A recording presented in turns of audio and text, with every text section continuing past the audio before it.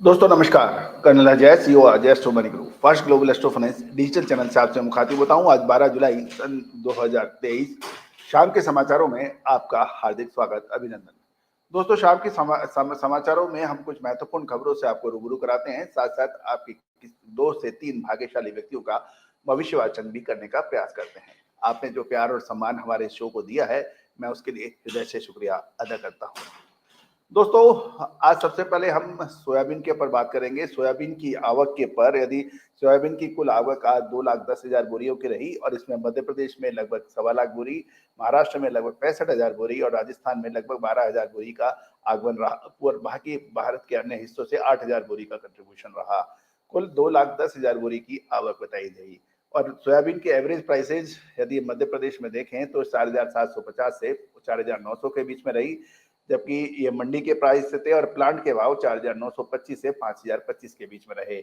महाराष्ट्र के अंदर मंडी के अंदर 4,750 से 4,900 रुपए यानी 4,900 रुपए और प्लांट के भाव 5,000 से 5,100 रुपए के भाव रहे। राजस्थान में सोयाबीन के भाव 4,700 से 4,850 रहे और प्लांट के भाव 4,900 रुपए से 4,950 के बीच में भाव बताए जा रहे हैं। दोस्तों, महत्वपूर्ण और यदि कुछ और भाव हम देखें, महाराष्ट्र में सोया ऑयल के जो प्लांट के 10 किलो के भाव है वो ठाकुर जी सोलैक्स के 970 रुपए बताए जा रहे हैं, शालीमार 960, कपिल 955, अष्टकोना 945 के भाव है, श्रीनिवास कैटल 950, गीता स्वर 960 और सुगना 970 के भाव हैं, गौरी 960, ओम श्री 965, वेंकटेश जालना 960 के भाव है, संजय सोया 960, MOEPL 960, वसुंधरा 965, सचिन उदयगिर 960 के भाव हैं और भक्ति जालना 960 के भाव बताए जा रहे हैं। तुलसी का सोया रिफाइंड 15 केजी टीन के भाव और रिफाइंड के भाव बताए जा रहे हैं। वनस्पति 1560 ये कोलकाता के भाव है। वनस्पति BIB 15 किलो 1450 के भाव है। RBD पॉमोलिन 15 केजी के भाव 1500 रुपए है और फॉर्चून सोया रिफाइंड कलकत्ता के अंदर 1820 के भाव बताए जा रहे हैं और गोकुल मस्टर्ड 15 केजी के भाव 1850 के भाव बताए। यहाँ पे तेजी दर्ज हो रही है दोस्तों। बेस्ट चॉइस सोया रिफाइंड 15 केजी 1705, सोया रिफाइंड 1 लीटर के भाव 100 रुपए 50 पैसे और रेड पॉमोलिन 15 केजी RBD 15 किलो 1500 के भाव हैं। RBD पॉमोलिन 1 लीटर के भाव 90 रुपए के भाव हैं। ये हमने कोलकाता से भाव आपके लिए लाए हैं दोस्तों। जहाँ तक हम बात करें मस्टर्ड यानी सोया के बाद सरसों की बात करें, सरसों के भाव आगरा के अंदर 5825 से 6075 के भाव बताए जा रहे हैं। ये प्रति कुंटल। भरतपुर 5300 के भाव हैं, अलवर 5400 के भाव हैं और कोटा 4950, सुमेरपुर 5325, यहाँ 45 रुपए की अच्छी तेजी सरसों में दर्ज हुई है। बीकानेर के अंदर 4850 से 5150, दीसा 4800 से 4950 और जोधपुर 5325 के भाव है। यहाँ 45 रुपए की तेजी सरसों में दर्ज हुई है। दोस्तों, अब कुछ मसालों के भाव भी आपसे चर्चा कर लेते हैं। हल्दी के गट्ठा के भाव इरोड के अंदर 9,000 से 9,200, फली 9,000 से 9,200 और वारंगल के अंदर बात करें तो गट्टा बिना पॉलिश का 7,500, सिंगल पॉलिश 8,000 और डबल पॉलिश 8,500 के भाव हैं। दुर्गीराला में हल्दी 6500 से 7200 और निजामाबाद के अंदर हल्दी गट्टा 7500 से 8,000 के भाव हैं। कड़ी 6300 से 8800 के हैं। वारंगल की बात करें तो हल्दी के भाव बिना पॉलिश के 7500, सिंगल पॉलिश 8,000, डबल पॉलिश 8500 के भाव हैं। दुर्गीराला में हल्दी 6500 से 7200 के भाव हैं। तो दोस्तों, ये भाव यदि हम धनिया की बात करें तो धनिया कोरिएंडर के भाव कुमराज MP में ईगल 6,000 से 6400, बदामी 5750 से 5850। दोस्तों, मंदसौर से बात करें तो धनिया कोरिएंडर या 6200 से 6,500, बदामी 5800 से 6,000 के भाव है। मेथी के भाव 6150 से 6550 हैं। तो दोस्तों, ये सारी जानकारी आपको अजय एस्ट्रो मनी ग्रुप के जरिए प्रदान की जा रही है। दोस्तों, आपको याद होगा लगभग जून के प्रथम सप्ताह के आसपास हमने आपको खाद्य तेलों में तेजी का अग्रिम विश्लेषण दिया था, जो कि सत्य साबित हुआ। अंतर्राष्ट्रीय व भारतीय अंतर्राष्ट्रीय में खाद्य तेलों में शानदार तेजी दर्ज हुई, लेकिन भारतीय बाजारों में अंतर्राष्ट्रीय बाजारों की तर्ज पर इतनी तेजी दर्ज नहीं हुई जितनी अंतर्राष्ट्रीय बाजारों में तेजी दर्ज हुई है। दोस्तों अब एक बहुत महत्वपूर्ण खबर मैं आपके लिए लेके आता हूँ। दालों का गढ़ कहे जाने वाला जो 2 राज्य हैं, वहाँ से खबर आपके लेके आते हैं। अरहर और उड़द की, मूँग की विशेष बिजाई की खबर आप तक लेते हैं। बा दोस्तों भले ही उत्तर-पश्चिम भारत में अत्यधिक बारिश का प्रभाव है, चाहे पंजाब हो, राजस्थान हो, हरियाणा हो, उत्तरांचल हो, हिमाचल हो, उसमें शानदार बरसात के समाचार मिल रहे हैं। औसत से अधिक बरसात राजस्थान में 155% भी दर्ज हो रही है।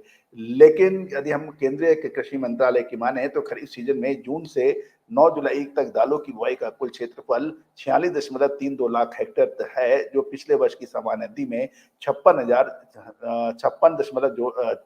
लाख हेक्टेयर में लगभग 18% कम है। यदि वेरी प्रिसाइज देखें तो 17.9% पिछले साल की इसके मुकाबले कम है।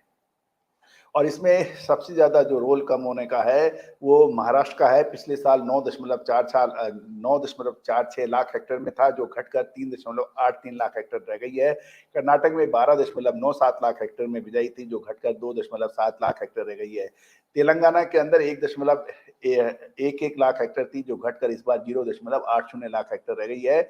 लेकिन दूसरी ओर राजस्थान की तरफ चलें, वहाँ पर जो कवरेज है वो ज़्यादा है पिछले साल की तुलना में। 2022 में 16.82 लाख हेक्टेयर की जो बिजाई थी, वो इस बार बढ़कर 22.38 लाख हेक्टेयर हो गई है और इसका सबसे ज़्यादा फ़र्क मूँग की फसलों पर पड़ा है। दोस्तों दलहनी क्षेत्र में 1 जून से 11 जुलाई से चल रहे मानसून में ये परिणाम है। महाराष्ट्र में सर्दी के लिए ऐतिहासिक सामान्य होते से लगभग 23%, कर्नाटक में 26.2%, तेलंगाना में 30.9% कम है और राजस्थान में इसके विपरीत जाके 155% से अधिक बरसात हुई है। दोस्तों सबसे महत्वपूर्ण ये रहता है क्योंकि यदि हम देखें कि राजस्थान में अच्छी बरसात की वजह से मूँग का रकबा काफ़ी बढ़ गया है और उड़द का मेंदर भी इसमें शानदार इज़ाफ़ा हुआ है। और सबसे अरहर की फसल में यदि हम किसानों से बात की तो उनके अनुसार अरहर की खेती ज़्यादातर सोयाबीन, कपास और यहाँ तक मूँग और उड़द के साथ गैप में की जाती है। जो किसान सोयाबीन के साथ अरहर की खेती करते हैं, वो आमतौर मानसून की शुरुआत के और मध्य जून के बाद दोनों फसलों को एक साथ बोते हैं। सोयाबीन की फसल लगभग 90 से 100 दिन के अंदर आ जाती है और सितंबर से अक्टूबर तक इसकी कटाई आ जाती है, जबकि अरहर की आवक दिसंबर के मध्य में शुरू हो पाती है और किसान बताते हैं कि ये सोयाबीन की हर 3 कतार के बाद एक कतार के अंदर वो अरहर बोते हैं और लातूर जिले के अंदर भी किसान से बात करने पे ये पता लगा कि वो भी सोयाबीन के साथ अरहर उगाते हैं ताकि उसमें अच्छा पैसा मिले। दोस्तों अरहर की जो तुअर की जो फसल है वो ज़्यादातर वर्षा पे डिपेंडेंट या आधारित फसल मानी जाती है। इसके कुल क्षेत्रफल का मुश्किल से 8% जो क्षेत्र होता है वो सिंचाई यानी इरिगेशन से होता है, बाकी वो मौसमी बरसात पे होता है। महाराष्ट्र में तो ये जो सिंचाई होती है अरहर में वो 2% से कम और कर्नाटक में लगभग 12.5% है।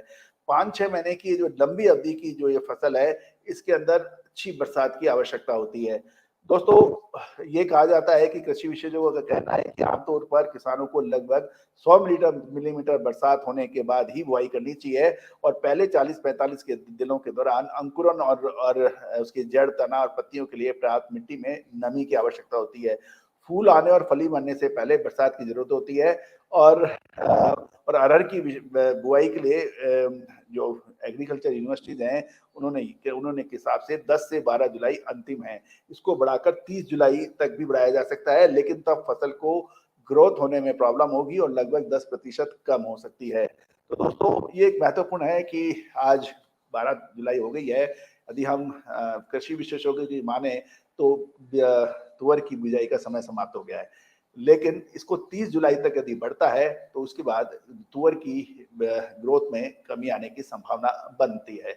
तो दोस्तों ये एक बहुत महत्वपूर्ण चीज़ें हम लोग आपसे साझा कर रहे हैं। इंडियन एक्सप्रेस के अंदर भी इससे संबंधित एक लेख लिया है, वहाँ से भी हमने इसको ये सूचनाएँ हासिल की हैं।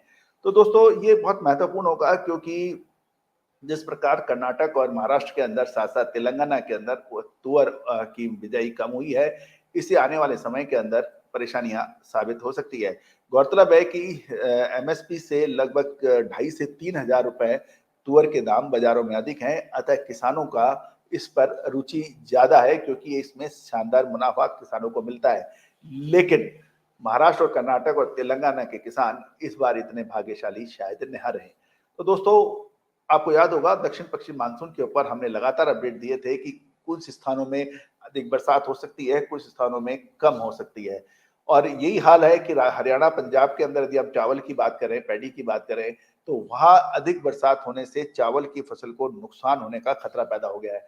तो चावल के ऊपर भी हमारा एक एपिसोड बिल्कुल देखना ना भूलें, वो हमने अपलोड किया हुआ है। और तुअर के ऊपर भी हमने ये पूरा प्रोग्राम एक अपलोड किया है। तो दोस्तों, उम्मीद है कि आपको हमारे सारे अपडेट्स आपको पसंद आ रहे होंगे। साथ साथ आपको ये भी अग्रिम विश्लेषण है कि गवार के अंदर शानदार तेजी पिछले लगभग 10 से 15 दिन में लगातार चल रही है। हम गवार के ऊपर यही कहेंगे कि गवार के अंदर समय पे, क्योंकि अभी गवार के ऊपर ये कहा जा रहा है कि लगभग 30 से 40% कम बिजाई के समाचार राजस्थान से मिल सकते हैं। लेकिन हमारा ये भी कहना है गवार के ऊपर कि पश्चिमी राजस्थान के अंदर इस बार शानदार बरसात होने से मूंगफली और मूंग की बिजाई शानदार हुई और कुछ इलाके गवार के कम हुए, ये कुछ लोगों का कहना है।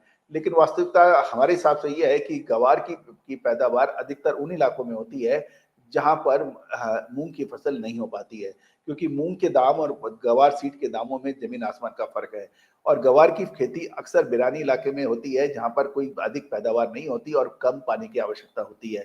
तो ये कहना बिल्कुल उचित नहीं होगा कि इस बार गवार की फसल का स्थान मूंग और मूंगफली ने लिया है, ये हम इससे सहमत नहीं है। ये कुछ कुछ यद्यपि इसमें कुछ फर्क जरूर पड़ेगा, लेकिन बहुत अधिक फर्क पड़ने की संभावना कम है।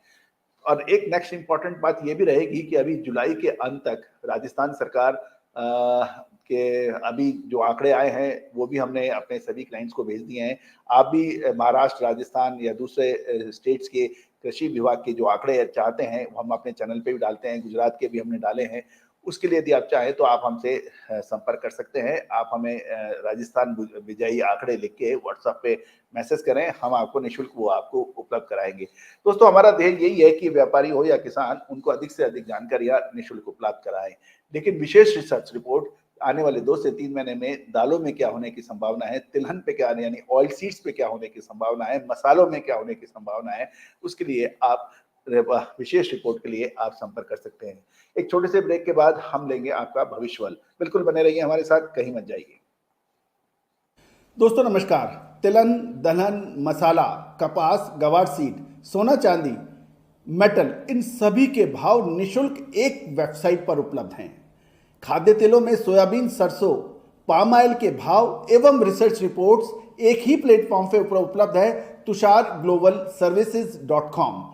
बिल्कुल देखना ना मिस कीजिए। यदि आप व्यापारी हैं, मंडी के कमीशन एजेंट हैं या फिर हैं किसान, इन सभी के लिए निःशुल्क विशेष भाव एवं रिसर्च रिपोर्ट के लिए विजिट करिए tusharglobalservices.com।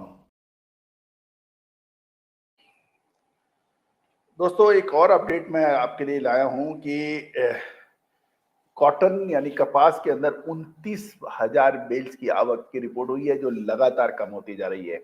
और दोस्तों, अंतर्राष्ट्रीय बाजारों के अंदर कॉटन कपास के भाव बढ़ चुके हैं और उसका असर भारतीय बाजारों पे भी देखा जा रहा है। मामूली बढ़त आज दिखाई दी है। तो दोस्तों, अब आपका राशिफल या भविष्यफल।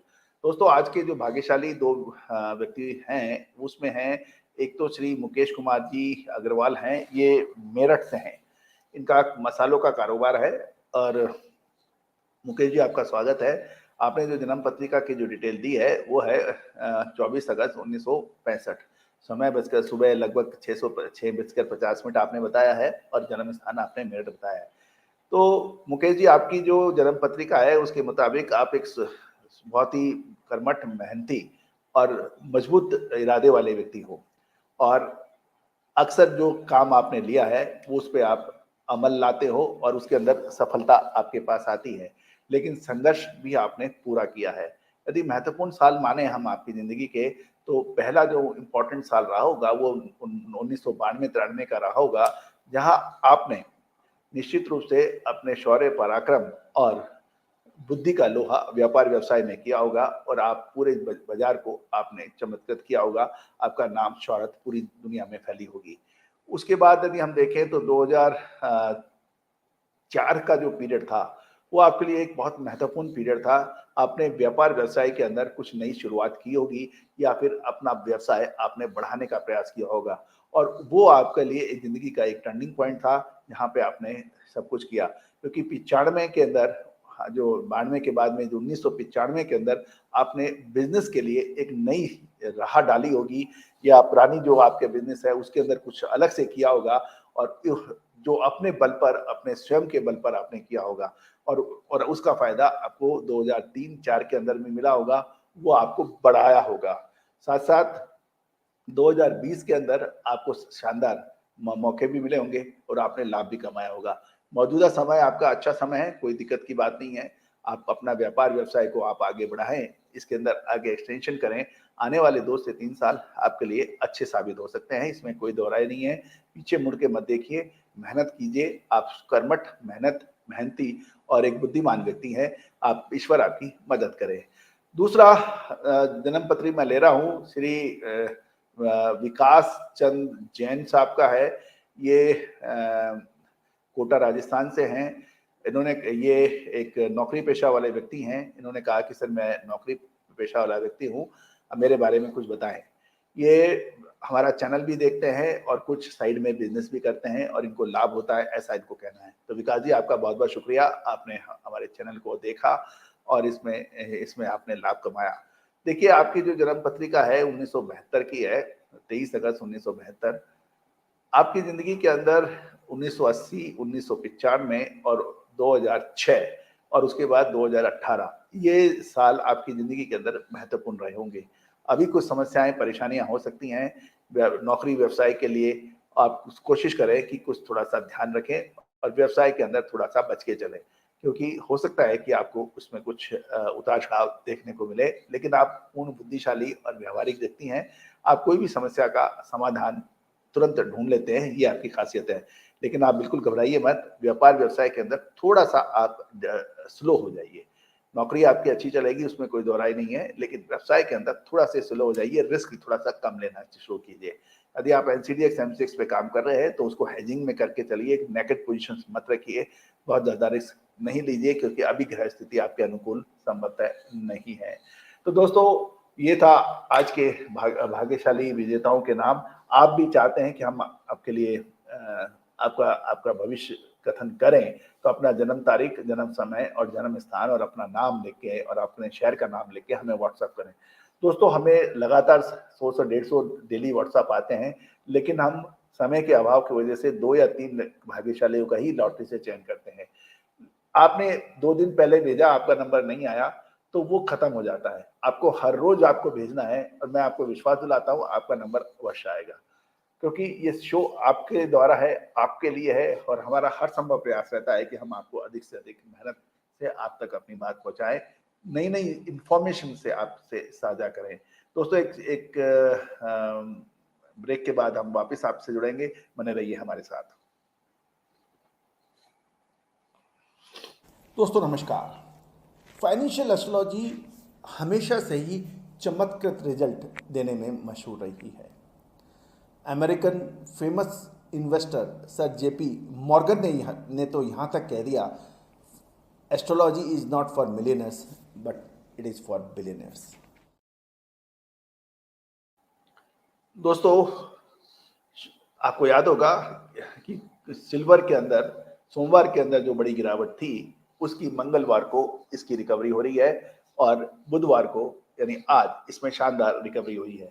हमने अपने सभी क्लाइंट्स को चांदी के अंदर तेजी का अग्रिम अनुमान दिया था, जो कि सत्य साबित हो रहा है और लगभग 2000 से रुपए के से अधिक का बाउंस बैक कल और आज में देखा जा रहा है। दोस्तों, कल स्टॉक मार्केट के अंदर संभवतः मजबूती की संभावनाएं नजर आ रही है। सरकारी क्षेत्र की कंपनियों पे आप नजर रख सकते हैं, विशेषकर पावर सेक्टर की कंपनियों में। पावर सेक्टर में power grid corporation, Hindustan copper, NTPC जैसे स्टॉक्स के ऊपर कल आप नजर रख सकते हैं। दोस्तों, एक और डिस्क्लेमर कि ये सभी जानकारियां आपको ट्रेनिंग, एजुकेशन और रिसर्च पर्पज के लिए दी जा रही है। किसी भी प्रकार का लाभ हानि की जिम्मेदारी हमारा चैनल नहीं लेता है और कोई भी वित्तीय डिसीजन लेने से पहले आप अपने सलाहकार से भी अवश्य राय करें। ये महज आपको इंडियन सिस्टम ऑफ एनालिसिस की पावरफुल टेक्निक्स के प्रदर्शन के लिए आप तक बात पहुंचाई जा रही है।